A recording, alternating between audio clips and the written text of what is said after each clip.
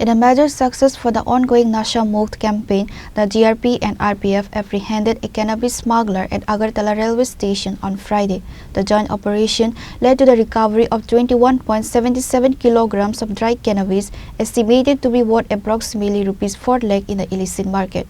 Acting on a tip-off regarding a possible narcotic consignment being moved via train, security personnel intensified their surveillance at the station.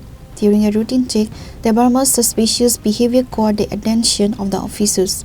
Upon searching his belongings, the team discovered a large stash of contraband neatly packed and ready for transport. Raju Bhomik, the officer in charge of the Agartala GRP police station, confirmed the arrest and the seizure. आज हमारा GRPS थाने का sub inspector Pankaj Kumar Das और हमारा RPF का जो officer है आशीष दास, उनके दोनों के नेतृत्व में हमारा GRP और RPF का स्टाफ जॉइंट चेकिंग चला रहा था अगरतला रेलवे स्टेशन में।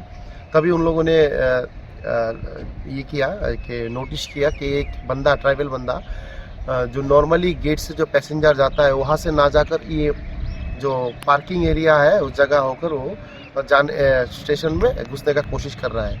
तब उसके पास दो काला, एक पिट्ठू बैग और एक ट्रॉली बैग था। तो उसी वक्त हमारा स्टाफ ने उसको डिटेन किया और उस दोनों बैग में सर्च करने के बाद टोटल 21.770 ग्राम के करीब गांजा मिला है। मतलब 21 kg 770 ग्राम गांजा, जिसका ब्लैक मार्केट में अभी वैल्यू होगा करीब 4 लाख। और पूछताछ में उसने बताया उसका नाम है बबलू देववर्मा, उसका पिताजी का नाम है प्रदीप देववर्मा, और ये विशालगढ़ मधुपुर PS के अंडर में कोई जाम चौनी बोल के जगह है, वहाँ पर उसका घर है। और ये गांजा लेकर ये ट्रेन होकर ये आउट ऑफ द स्टेट जाना चाह रहा था, स्मगलिंग करना चाह रहा था।